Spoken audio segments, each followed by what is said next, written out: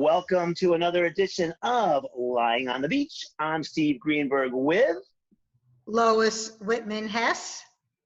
And our engineer, who is David Nieves. Hey, David.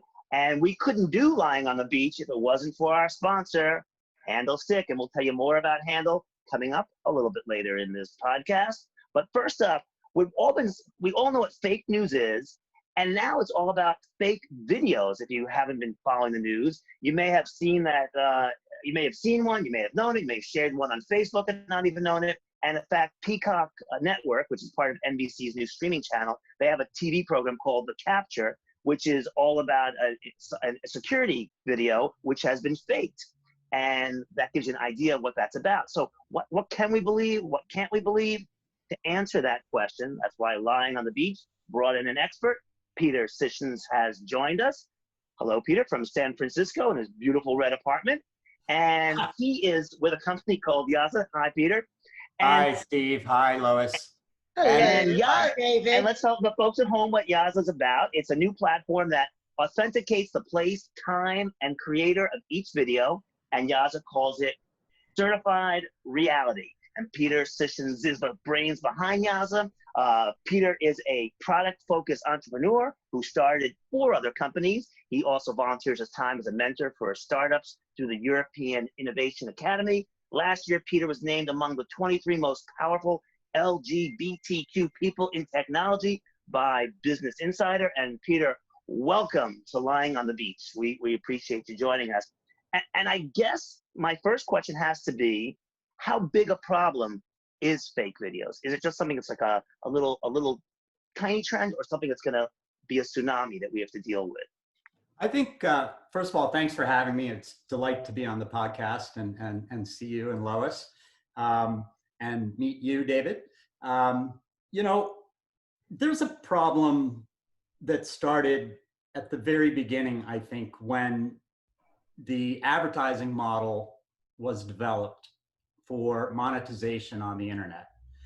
And what that led to is it incentivized extreme points of view, because fake news, fake videos are shared 10 times more often than real news, because they're obviously sensational or somehow attention grabbing.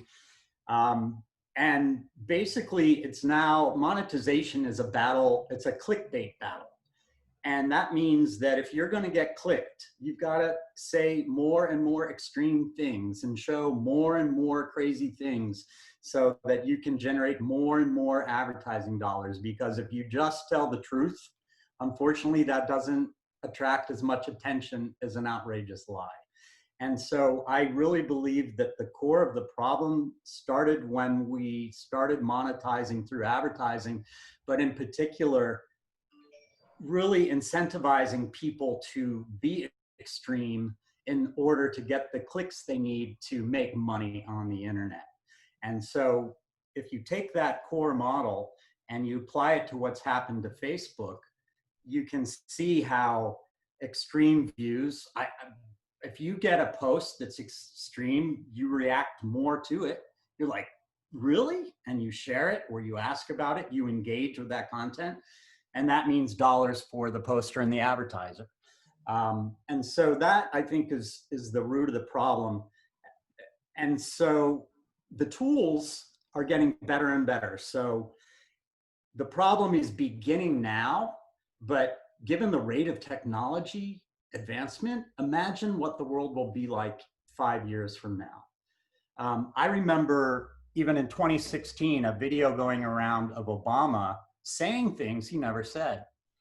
Because with deepfake technology, you can go in and you can actually reanimate the lips to say the words that you want, and then use machine learning to figure out the voice and speak the voice back in his voice and the way he talks, and have people say things they didn't say. That video was pretty good. Imagine what that video would look like in 5 years. Just look at what they can do in movies. Look at what they can do in gaming. Look at what they can do with flight simulators. You can make anything look real. And it's only going to get harder and harder to tell real from fake. And if you can't figure out what's real anymore, everything breaks. I mean, not just the internet, but democracy breaks. I mean, because democracy runs on information getting to voters. And now the path to voters is going through these big platforms who are monetizing extreme content. I also think though, if there's a way of certifying reality, like you were saying, there's a way to say this is real. I'm afraid that the people who fake things can then fake that certification. It seems like a vicious cycle of, it's like a little bit like, I always think of Dr. Seuss, the Sneetches, they're going to, each one will outdo the other one, and you're right back to, stars on your belly. In addition to the Sneetches, you're absolutely right. But in addition to the Sneetches, we have hackers, right? And the problem with technology and security technology, authentication technology, is we're always in an arms race with hackers, right? And just as we get more sophisticated, they get more sophisticated. And so there's two approaches out there for this. One is at its most basic, forensics. If you remember when that Ukrainian airliner was shot down over Iran, there was a video. The New York Times had that video in its possession for 24 hours, but needed that time to authenticate the veracity of the video because it was a cell phone video from a stranger. That's a problem. And so rather than trying to authenticate after the fact, the other alternative is you just create a new channel that's a closed channel to get content from point A to point B. That sounds really boring, but it's the core of what we're doing is creating a closed channel, an airtight, hermetically sealed network. And the only way to get content into that network is with the camera that's built into the app. And then that camera won't even post unless it can validate the location and the time. And then we go an extra step and authenticate that against our servers to figure out whether that makes sense. And I see a question. So does that mean every cell phone on the planet would have to have that chip in the camera? Otherwise, not a chip. If I shoot something, if I shoot something here in New York City, I see something and I get a video of it. If I want to share it with the world, I can't because I'm not part of that closed system. So how do we get to see that? Even if it's real? Actually, you can. And so this is part of what we've done is all of our content is on a leash. And I think that's the future. If you think about video, little bits of video run around the internet, millions and millions of them. And anyone can grab those bits of video and throw them into iMovie and get busy. And if they have more sophisticated tools, they can weave together whole stories. They can pull pieces of people's videos and create these wonderful things that aren't even true. In the case of Yaza and the approach that we're talking about, think of it more like to answer your question, because everything's on a leash, you can share from Yaza onto Facebook, onto Instagram, into LinkedIn. You can tweet. You can do everything from within the app. But the difference is what you're sending is a link to our content. We never send the file. And that allows a couple things. Record everything in HD because the files are so big that you couldn't send them normally through a messenger. But when it's a link, it's instant, doesn't use your data. But the other advantage is that, and when that is shared and shared again, so it's shared on Facebook. First of all, Facebook can't see it.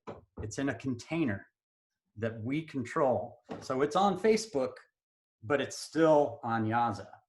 And I can go into the app and flick a switch and the content disappears everywhere it's been shared and reshared. Even if it's gone viral, it disappears from the internet.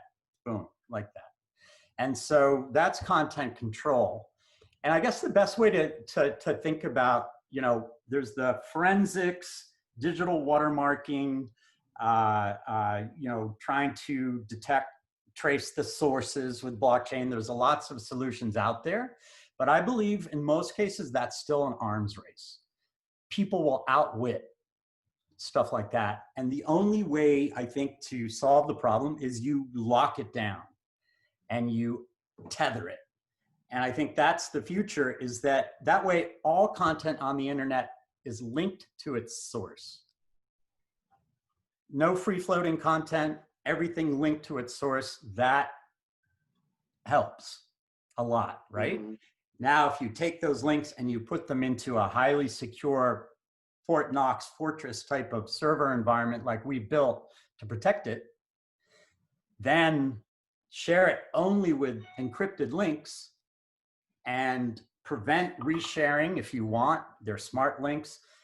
I guess another analogy is we're not out to replace Facebook. There's 3 billion users. We don't have any such delusions.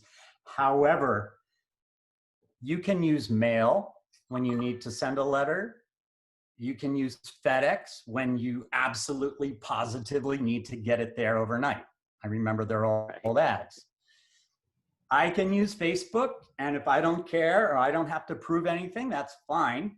But if I absolutely positively have to prove that this happened here and this is when it happened and it couldn't possibly have been altered, then I use Yaza. The problem Peter, is, I think, who's the target go on. audience for this? I mean, we get what you're saying, and we could see our own personal needs. But where is your growth? Who really will be your first customers? Well, our first customers found us, and this is another interesting thing about the advantages of launching in unusual times is COVID has forced a massive behavior change, the fastest behavior change of 7 billion people ever in history. It took about 6 weeks, right? Amazing how fast information can flow. And suddenly all these people are locked down, and the people that we're reading about and hearing from and actually starting to find the platform are realtors. And we're like, realtors. And the reason is they needed a way to do house tours that were socially distant. So with the way the app works, because it's got sharing and text and everything, you record these house tours, they get located on a map, and you can play the map like a story. Like, so they record the neighborhood, the schools, everything, they record the houses. And then you go to that part of the map in the app and you hit play, and it plays the neighborhood. It turns it into a story. And realtors love that because they're selling without being there. They're 10 places at once because their video avatar, if you will, is in each of these homes selling. So it had nothing to do with authentication. It was COVID that brought our first batch of users, and then we signed up 2,000 in 2 months in 40 states. So we knew that there was something fundamentally good about the map interface and the way the content is organized. And, you know, map is the perfect way to organize content about places, not a file system. So that resonated with them. But the genesis for this started 4 years ago when I saw what was happening on Facebook and realized that fake media wasn't just a nuisance, it was a threat. But, and you know, that's what I'm worried about. I know it's a threat, and I get that 100%. But the problem really is on the user side.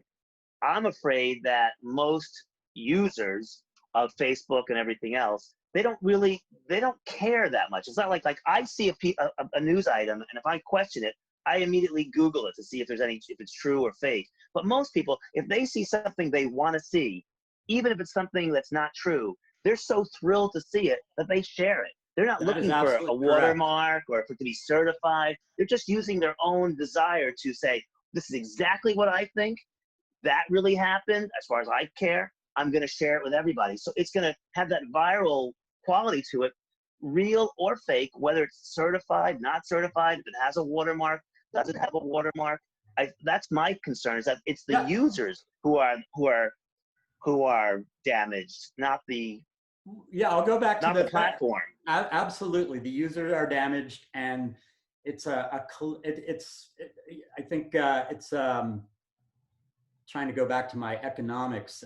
It's an externality. In other words, like everyone's individual behavior is not aligned with the broad incentive of fixing the internet, right? Yeah, we all want to fix the internet, but nobody's actually going to be bothered to take the time, right? And you're right. For most people, particularly young people, they're just sharing jokes and funny stuff, and it doesn't matter. And even political stuff. They're sharing political stuff, but only if it aligns up with their beliefs. If you absolutely are believing that the environment's in trouble, then and you see a video that shows that, then you're going to. We all learn that, right? People look so it's basic to that. News.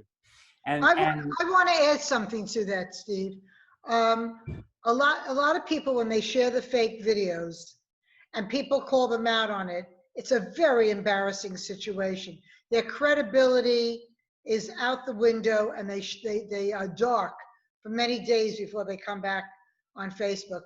Look, there's always the clowns that don't care, but I've been involved with a lot of fake videos recently, and it's like people are scorning them. So people are starting to say, wait a minute, before I send this, I think we're kind of transitioning into that thing, into that area. I want to check. They're becoming more of a Steve Greenberg, going to Google and checking it out.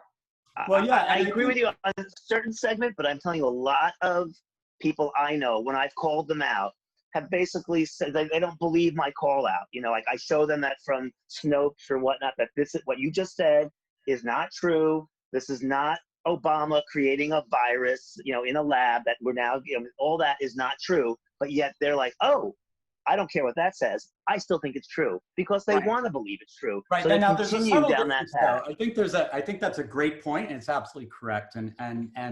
But there's a subtle difference between saying, look, this website that establishes the veracity says that's not true, versus here's a video that's guaranteed to have not been edited, altered, that I took of that speech, and I can prove that that video that's circulating is wrong, that it was altered. So it's more of providing the tools for those who care. It's more like for those who need to get it there overnight. Yeah, but Peter, Steve is talking. It's Steve there. is talking about an attitude of people. He reminds me, what Steve is trying to prove right now is he reminds me of the woman that walks into her bedroom. Her husband is in bed with another woman, and she starts screaming. He goes, "What's the problem?" And he goes, "There's nobody there. You're crazy." And after a while of her wanting to believe that everything is okay in her life, she just walks out and said, "Whatever I saw really didn't exist." There's those people that want to straighten up. But Steve, as time goes on, David is laughing a little too much. I don't know what he's all about. But the point is that I know the people that you can tell them anything, you know, about Trump, and they're not going to believe you. I get that, and it's a very frustrating thing. But as time goes on, when you constantly prove that these people are wrong, you know, they're going to shut up. You know, it's I see it more for, at least initially, for government, like when the president of the United States speaks, he does his speech, he or she does their speech, then that video would be put on YouTube, but the government would put on YouTube certified. And I could see, you know, the head of Sony Pictures or the head of journalists, speaking. Activists. Yeah, they'll put it out and say, this is the real thing. That I can see. But I think you're never going to get rid of people who, you know, who tamper with the reality of no, of course whatever not. happens We cannot outside. change. So we can't change human behavior, but we can provide tools for those who care, right? And I think that's the important thing, is that there needs to be a path for people who care about the truth. And those people are journalists. Those people are activists who are videotaping police brutality and maybe are having their phone snatched. Well, guess what? Yaza uploads the video off the phone as quick as it can. So if your phone is snatched, you still have the video. we have birders using it to mark locations of birds. So the mapping aspect is cool. But the other thing that fascinated me was realtors who are using it to manage their contractors. And I was like, wait, how are you managing your contractor? Well, because it verifies the time and the location. At the end of each day, the contractor does a video and says, here's what I did today. And this is done. And I did the ceiling and I put in these lights. All these realtors run around from house to house every 2 days, checking up on their stagers and realtors and contractors to make sure the work is done. Contractors can fake a video, and it's complicated to often get a big video to somebody. But with Yaza, they just record it. It shows up at the location, and the realtor goes to the location. It's sitting there, and they get notified as well. And who knew that by authenticating time and place, we suddenly became a remote management tool. So we've discovered that there's all of these opportunities. But I really want to make the point that there's a lot of ways to use this app, and there's plenty of apps out there, and the last thing people need is another app, right? And they're really, but if they do need another app, one thing that we don't have out there is a map-based network that authenticates the content and shows you what places are really like and shows you what happened at places and guarantees that they're true. And I think that, I mean, think about stopping fraud with, now we're seeing TripAdvisor with fake reviews and everything like that. Think about the international home buying market. So that's just full of fraudsters. It's like, would you like to buy some land in the Everglades out there type of world? I was reading a story about Airbnb where people who have a grudge against someone at an Airbnb, they fake a sloppy room, not even in that place, and then take a picture of it, a video, and then they post it as saying like, this place was a mess when I got there. And the owner, that's not even our place, but it's right. There's all of that, and who's going to check? And you're just going to assume, okay, it's not that. All right, so if you have, if so you have apartment property managers, like to that point, exactly. Property managers, owners, they have move in and move out inspections every time that they've got to do. Keeping track of all of that, it's complicated, but. Peter, we don't have that much time left, so I want you to talk about why it's important to have authenticated videos for travel. Well, travel, I've had experiences where even recently, because TripAdvisor is so gamed now, and Yelp is so gamed now, that I went to 5-star reviewed, incredible reviewed places, a hotel, for example, in Milan, and it was nothing like. It was nothing like, and so we're back to that world. Like at first the internet fixed that. You remember when you used to travel and you had to like rely on an agent and a brochure. All right, now we got the review sites, but they're being gamed. And so one thing that's true about video is there's nothing subjective. It's no interpretation. No one's writing down anything.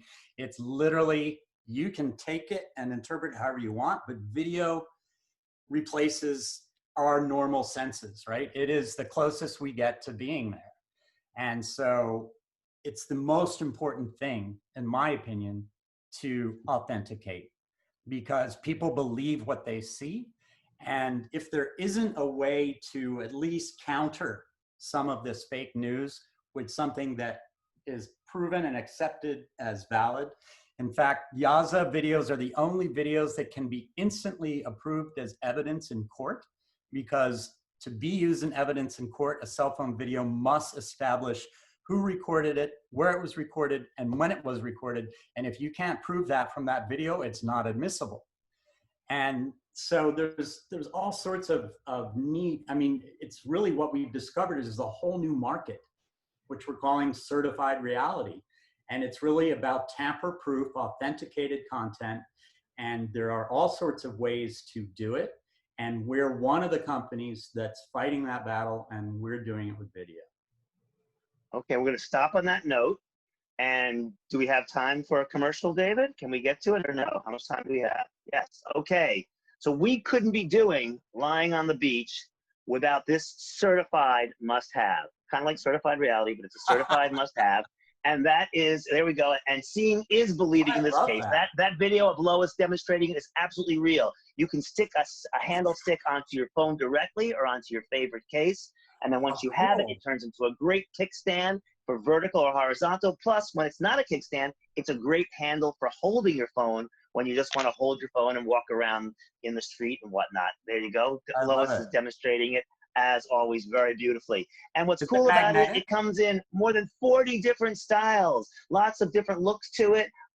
That's one of the very pretty ones right there that she's demonstrating. But you could also get a customized print. So you can take the logo of your business, you could have the Yaza logo or your logo or your favorite picture or your puppy or your favorite team or school and put it on the handle stick as well. Now, the most amazing thing about handle has to be what, David? David, what's the most amazing thing about the handle stick? And it's only $10. It's only $10. You can't beat that price. If you want more information on the handle stick, you just have to go to www.handle, that's HANDL, New York, spelled out.com. HandleNewYork.com. You'll see all the different styles. You'll see about the customization option. And I'm still waiting for when we get our lying on the beach handle stick, Lois. You were supposed to work on that. We still haven't gotten it. So you have to work on that. Anyway, Peter, I think we really covered this. Time-wise, are we okay to say goodbye?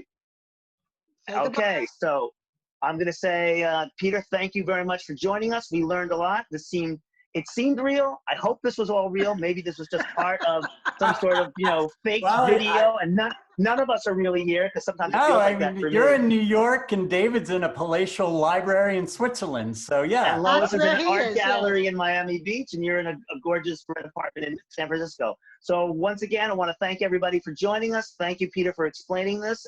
And I'm Steve Greenberg with obviously Peter and with Lois Whitman-Hess. And our engineer, David Nieves. And our guest, Peter Sisson from Yaza, and Yaza. Yaza, and we have all been lying on the beach on camera. So long, everybody. On camera, I said it. Bye-bye. Bye. Bye.